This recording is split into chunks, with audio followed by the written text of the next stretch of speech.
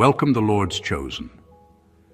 They called you an earth angel, but they forgot every angel in Scripture had a sword, not a smile. That's the part people overlook. Everyone loves the idea of a gentle, glowing figure who heals, helps, and never raises their voice. They adore the light-bearer version of you until that light exposes their behavior. Then suddenly you're acting different, too direct, or their personal favorite. You've changed. If anything, you finally stopped pretending you didn't notice the nonsense. Here's the uncomfortable fact. According to psychological studies, people consistently underestimate the strength of those who appear calm and compassionate. We assume the quiet ones are safe, predictable, manageable. But calm is not weakness. Calm is a decision, a very expensive one. And when that decision expires, people start remembering angels were never designed for decoration. They were designed for intervention. That's where this story gets interesting. You were never the harmless figure they built in their minds. You were the one holding the line. You were the one choosing peace even when chaos was cheap and easy. And the moment you stopped absorbing their disrespect like some emotional shock absorber, they panicked.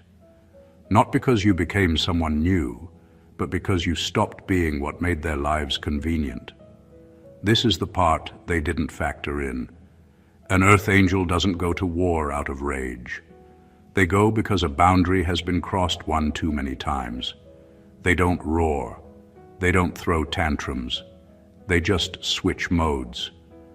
One day you're the soft landing. The next, you're the reason someone's ego files an insurance claim. And let's be honest, there's a special kind of comedy in watching people who underestimated you suddenly scramble for explanations. They go from, "You're too sensitive," to, "I always knew you were powerful," in under 7 seconds. Olympic-level backpedaling. So this isn't a story about becoming ruthless. It's a story about remembering who you truly are. Someone built for peace, yes, but also built for the kind of war that restores order when everything around you falls out of line. It's the side of angels people don't like to talk about until they experience it firsthand.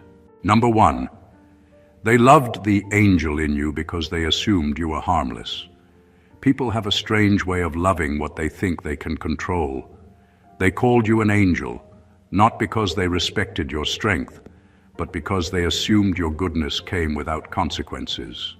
They admired your light without realizing there was fire behind it.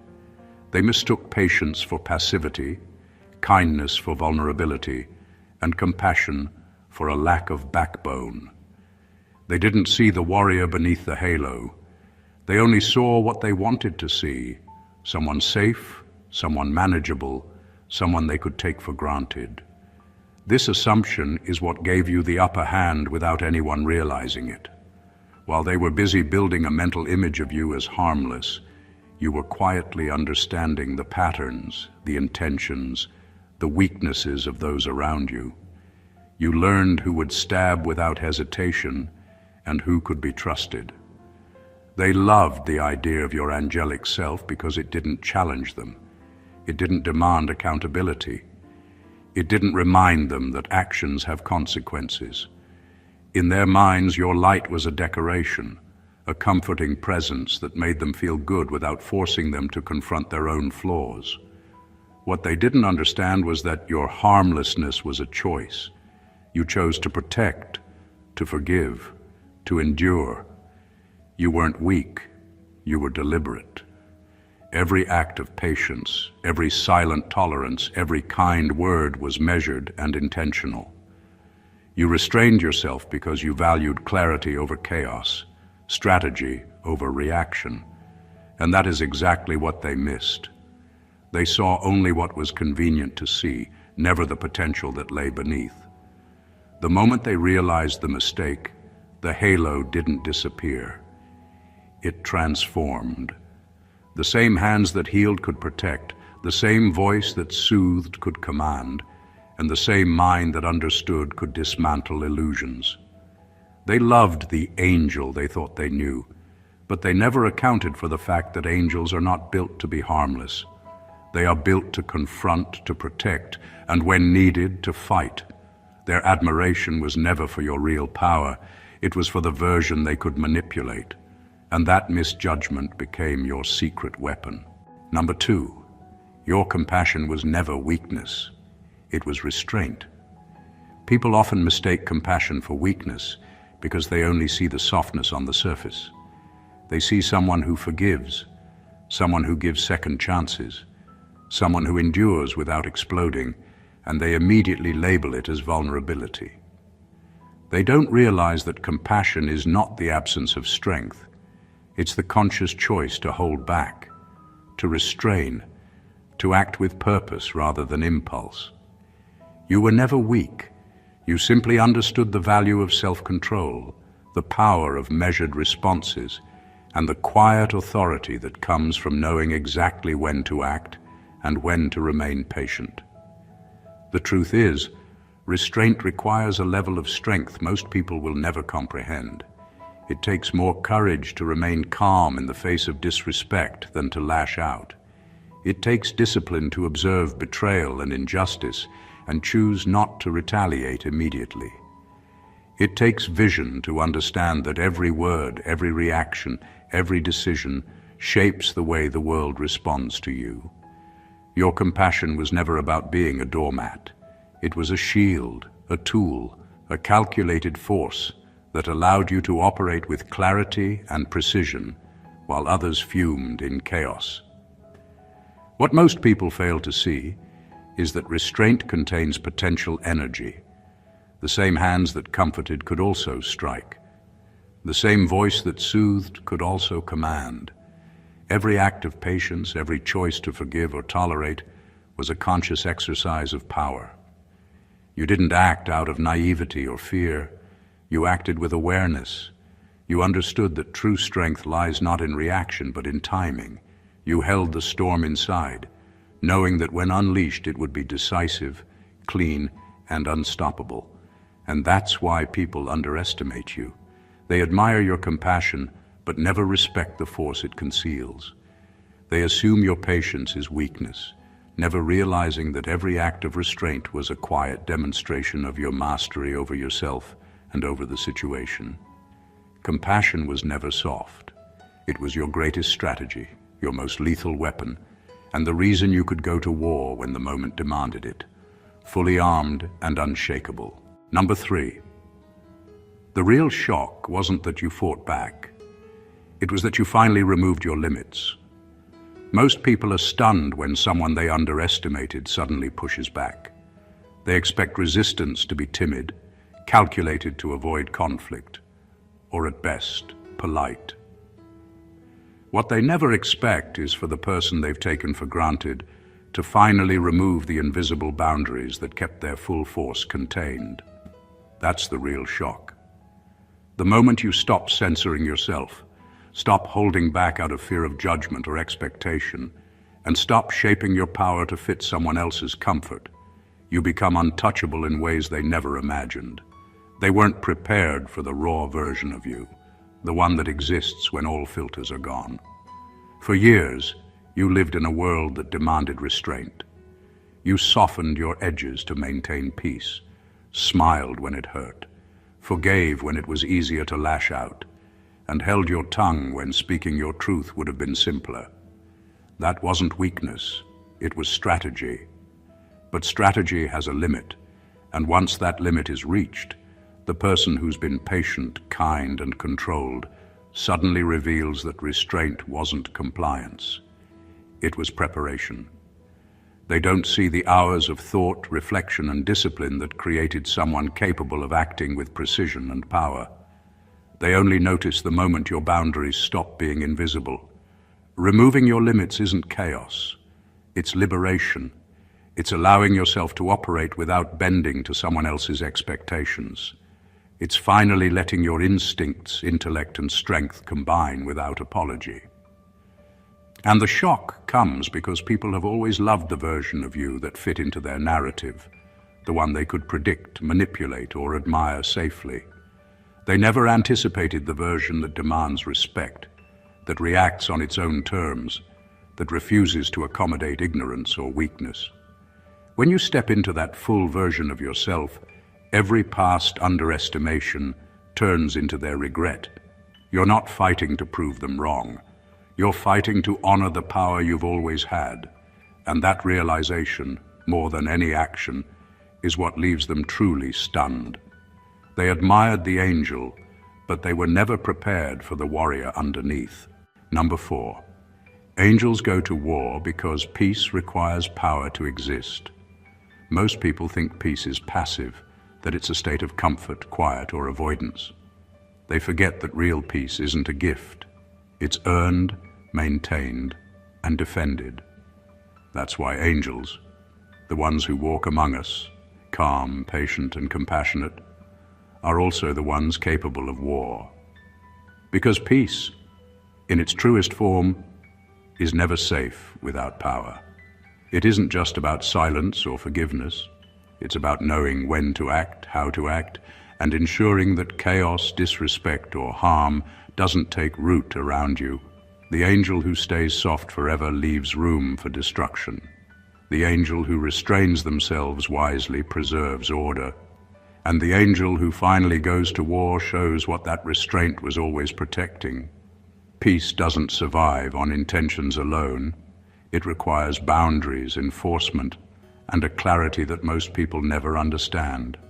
Angels don't go to war for the thrill of it. They go because peace is fragile, and they refuse to let it be stolen or compromised.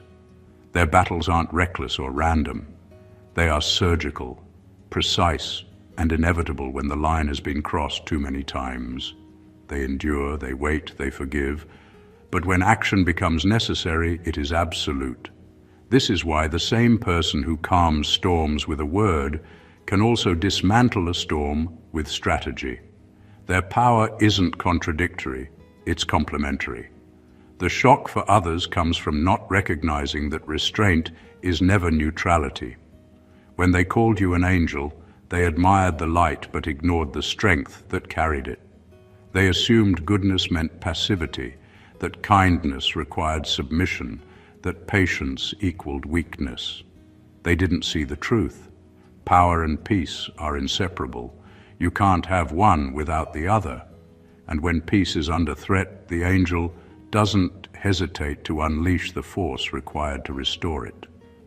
Understanding this flips the script on how people perceive strength.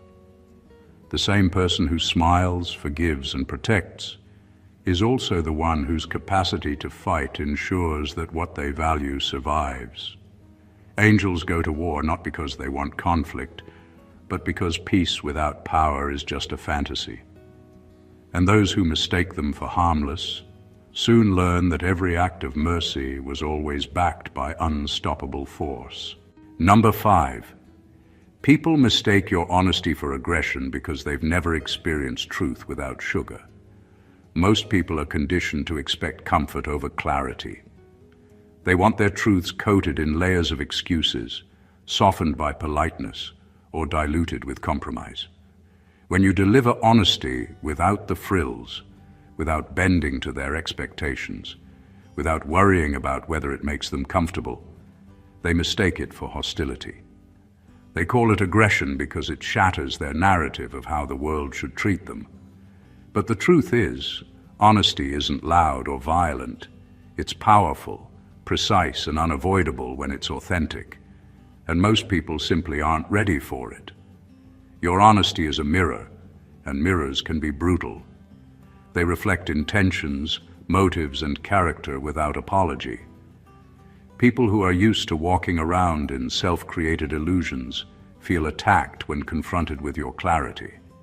They think you are combative, when in reality you are merely unwilling to distort reality to make them feel safe.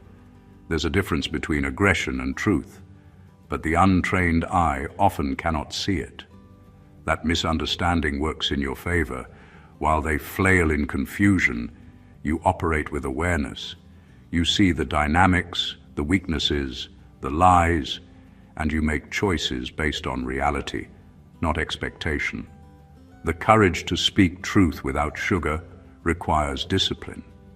It demands that you endure discomfort for the sake of integrity. Most people avoid it because they fear conflict or rejection. You, however, understand that avoidance doesn't preserve relationships or respect, it erodes them. You learned early that speaking plainly isn't about proving a point. It's about preserving your own alignment with reality and refusing to be complicit in illusion. This is why people react the way they do. They fear the honesty they crave but cannot handle. They admire your clarity from a distance but flinch when confronted directly. And that's when they realize that the angel they thought was soft isn't afraid to be raw, direct, and decisive. Your honesty isn't aggression. It's a declaration of sovereignty. It's proof that your peace, your boundaries, and your truth are non-negotiable. And once they finally understand that, there's no mistaking the power behind your words. Number 6, you weren't chosen for the battle. The battle came to you because you had the spine to face what others avoided. Life doesn't hand out challenges based on convenience or desire. Battles don't knock politely on the doors of those who wait for them. They appear where courage already exists, where strength has been quietly nurtured, and where the soul refuses to back down in the face of fear. You didn't wake up one day and decide to fight for attention or recognition. The fight found you because you were the only one standing in the space where others would have folded, turned away, or pretended the problem didn't exist. You had the spine to face the discomfort, the danger, and the complexity that most people avoid entirely. That is why you were chosen, not by destiny, not by chance, but by the simple fact that you refuse to run. This kind of battle isn't glamorous. It doesn't come with applause or validation. It comes with scrutiny, challenge, and the kind of pressure that reveals who you really are. Most people shrink from it. They look at the chaos, the injustice, the deception, and they step aside. You don't. You step forward. You meet the moment head on. And that is why what seems like war to others is really just the natural path for someone who refuses to compromise their integrity, their values, and their power. There's a difference between choosing to fight and being called to fight. Choosing implies ego, pride, or impulsiveness. Being called implies preparation, readiness, and a level of awareness that is invisible to those around you.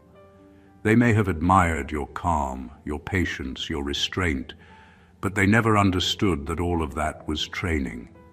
Every act of endurance, every moment of observation, every decision to hold your tongue instead of reacting was preparing you for the inevitable confrontation.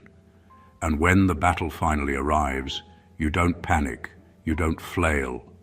You step into it with precision, with clarity, and with authority, because it isn't about proving anything to anyone. It's about honoring the readiness that life itself recognized in you. The battle didn't choose you. It arrived because the world needed someone who could face it without hesitation, someone strong enough to carry the weight others couldn't. That's the truth most people never see, and that's why they always underestimate the quiet angel before the storm. Number 7, you became dangerous the moment you stopped negotiating with disrespect. There's a subtle power in deciding that enough is enough. Most people drift through life tolerating disrespect, ignoring slights and adjusting their behavior to fit the comfort of others. They convince themselves it's diplomacy, patience, or empathy. But what it really is in those moments is compromise of self-worth. You became dangerous the day you refused to play that game. The moment you stopped negotiating with disrespect, you stopped allowing people to shape your behavior with their ignorance or arrogance. That refusal didn't just protect you, it changed how the world saw you. People underestimate the quiet force of someone who refuses to be disrespected. They think confrontation or boundaries are signs of anger, pride, or aggression. They don't realize it's actually a declaration of self-sovereignty. When you stop accommodating disrespect, you stop being predictable. You stop being easy to manipulate. You stop offering permission for others to treat you as less than. That's when you become a force to be reckoned with.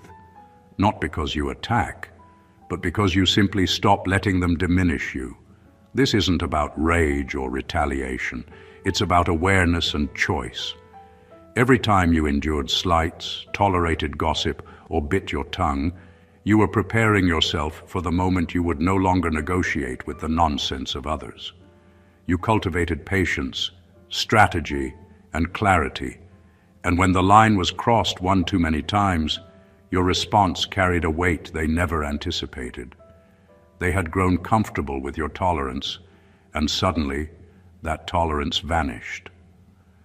Once people realize you are no longer negotiating with disrespect, they panic because the rules of interaction have changed. They expected compliance, and instead they got accountability. You didn't change. Your boundaries simply became non-negotiable. That shift is what makes someone dangerous.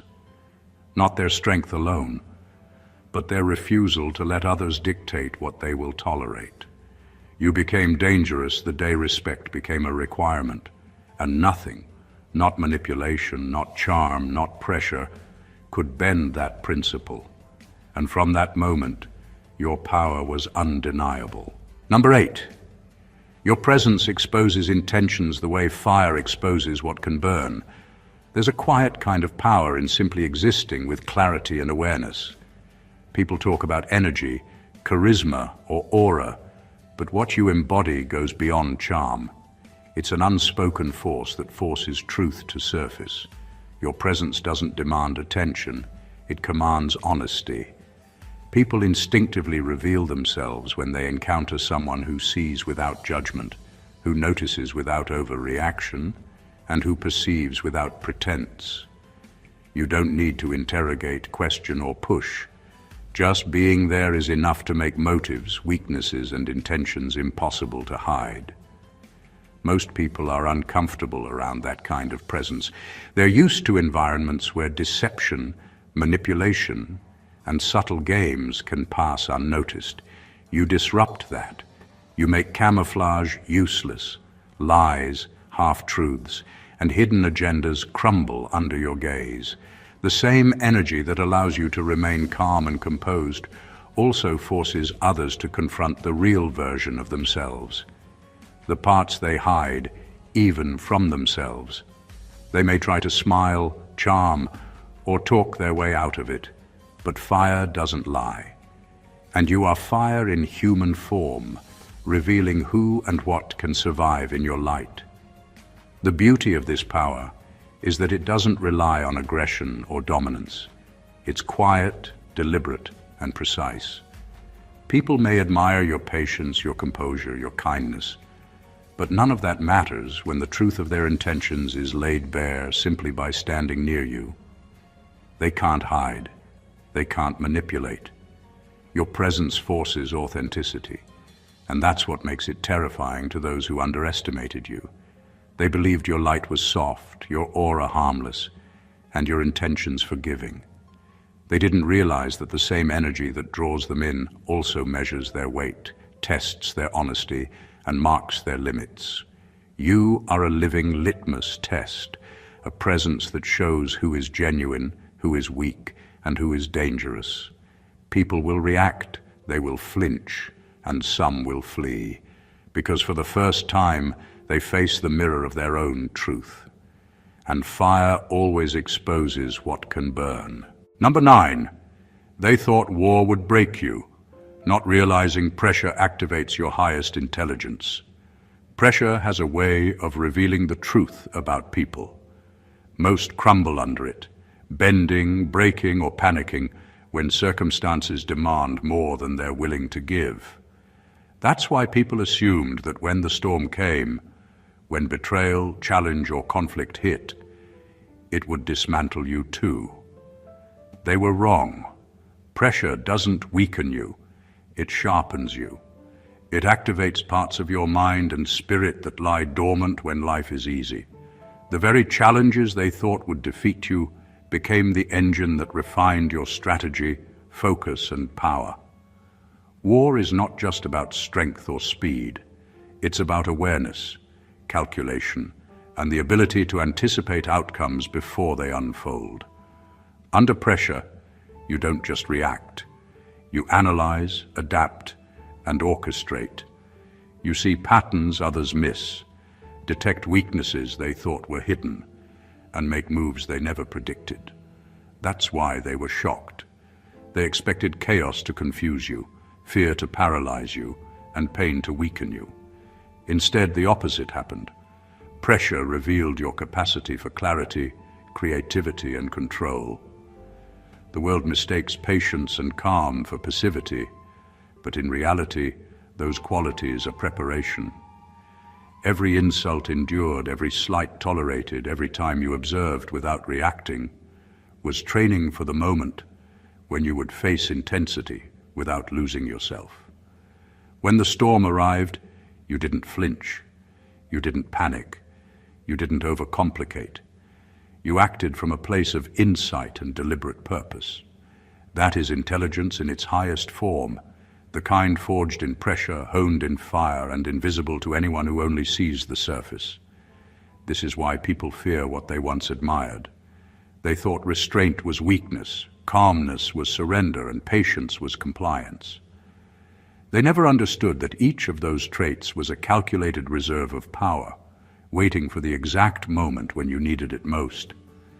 Pressure didn't break you, it awakened you. It reminded you, and everyone watching, that an angel capable of enduring is also an intelligence capable of winning, and that awakening is far more dangerous than any blind act of rage. Number 10, you're not intimidating. You're the mirror showing them who they'd be if they had discipline. Intimidation is a word people use when they feel threatened by something they don't understand. Most assume it comes from loudness, aggression, or overt displays of power. But your presence doesn't intimidate because you shout or demand attention. You intimidate because you hold a standard they can't meet, a discipline they've never cultivated, and a clarity they've never dared to pursue. You are a mirror, reflecting back the potential they've ignored, the choices they've avoided, and the personal power they've never claimed. That reflection makes them uncomfortable. Not because you are dangerous in the conventional sense, but because you expose their own shortcomings. People react to your discipline with unease because they compare themselves silently to your consistency, patience, and self-control. They see how you operate under pressure, how you manage your emotions, how you make decisions rooted in principle rather than impulse, and they realize how chaotic their own lives feel in comparison. They thought life was about luck, charm, or opportunity, but your example reveals the uncomfortable truth. The difference between surviving and thriving is mastery over oneself. They are confronted by a version of reality that shows them who they could be, and they don't like it. The power you hold isn't about dominance over others. It's about dominance over yourself, and that is infinitely more threatening to someone untrained in self-mastery. They admire your calm in chaos, your patience in frustration, and your ability to act decisively without drama. They hate that you make it look effortless because it exposes their lack of preparation, foresight, and discipline. You don't intimidate because you intend to. You intimidate because you live fully in alignment with your own principles. Your life is a standard, and standards are uncomfortable to those who refuse to meet them. You are not a threat to them in action.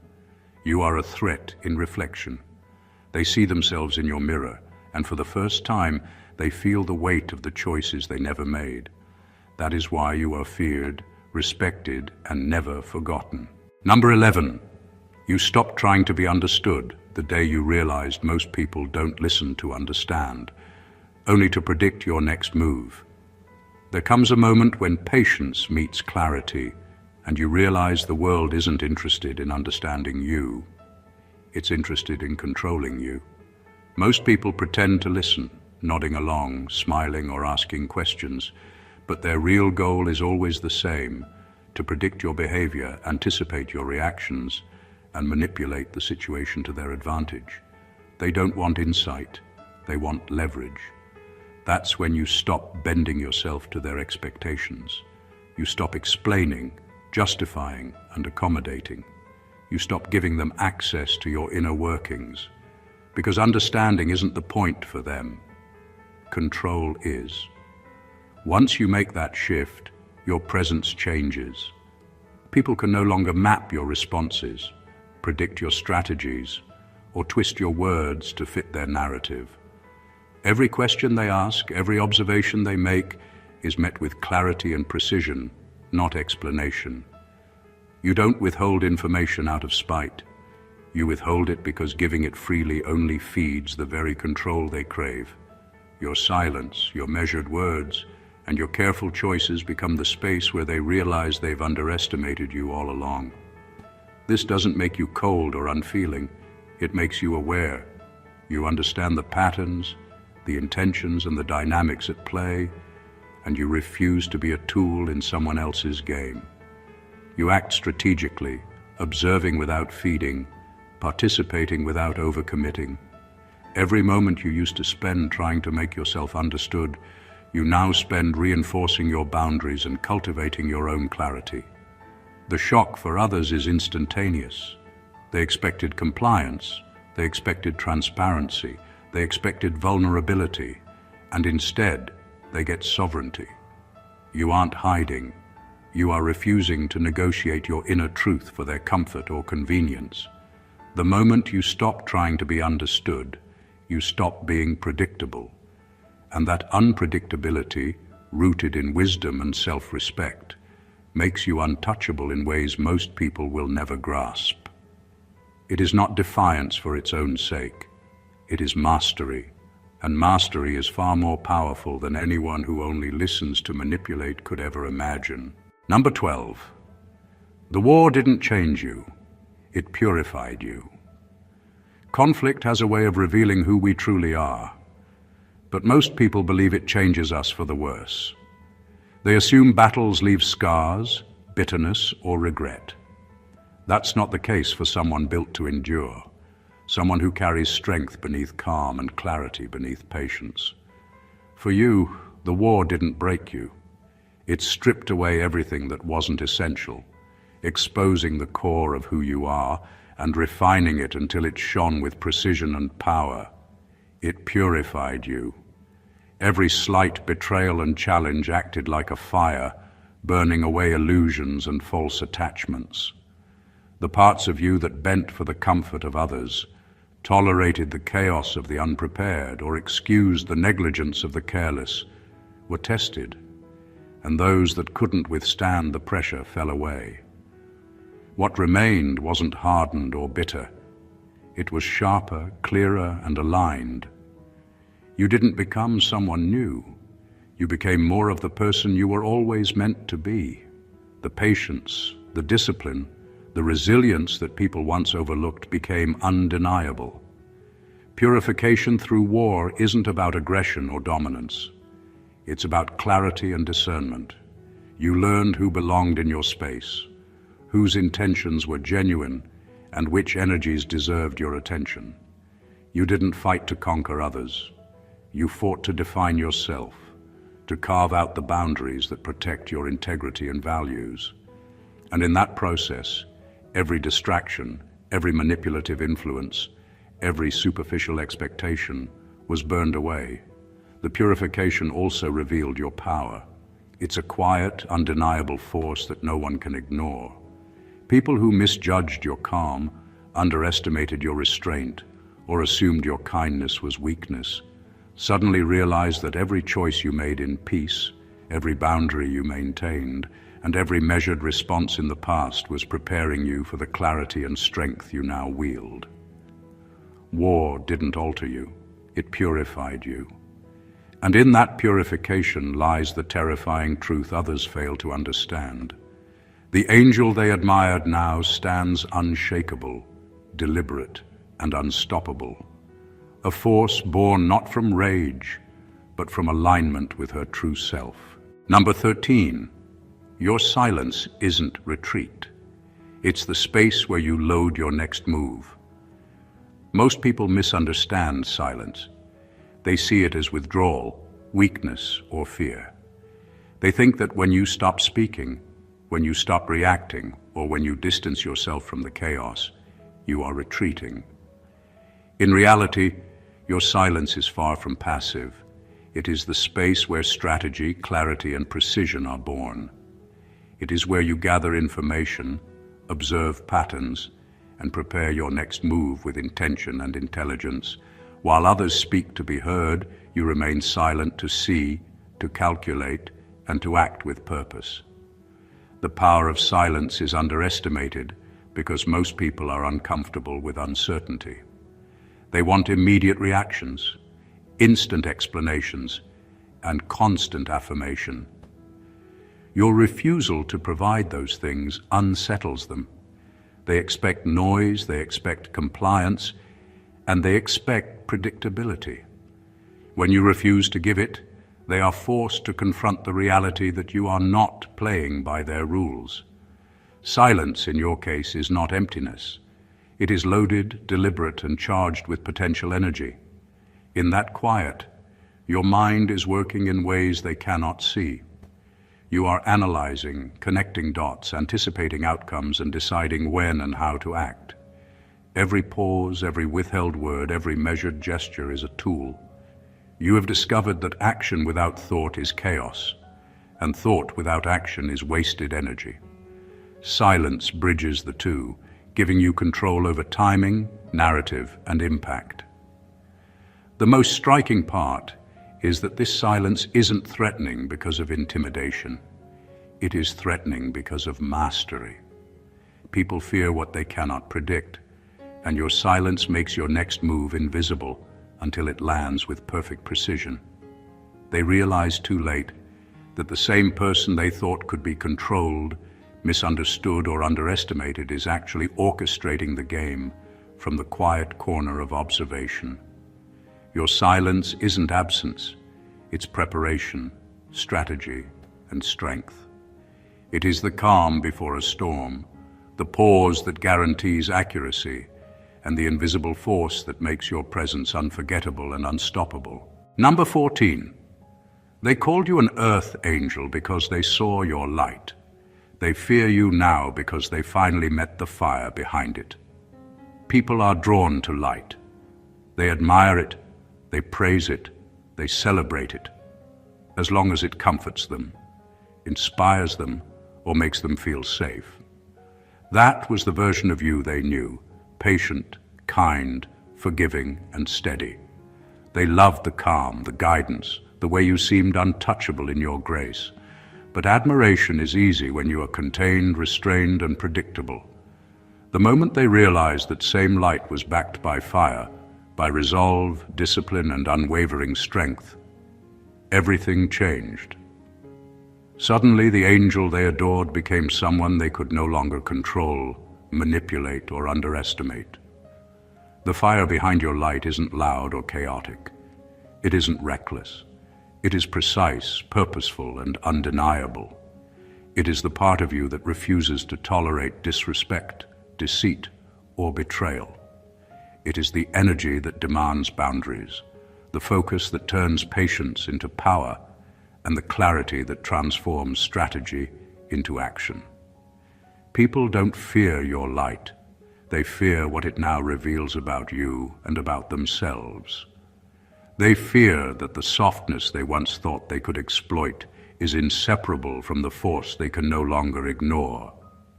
That fire existed long before they noticed it. Every act of restraint, every moment of observation, every patient tolerance was fuel for the inevitable awakening. You didn't become someone new. You simply stopped hiding the parts of yourself that were always there, the strength that had been tested, honed, and perfected in silence. People called you an angel because they couldn't see the battle-ready warrior beneath the surface.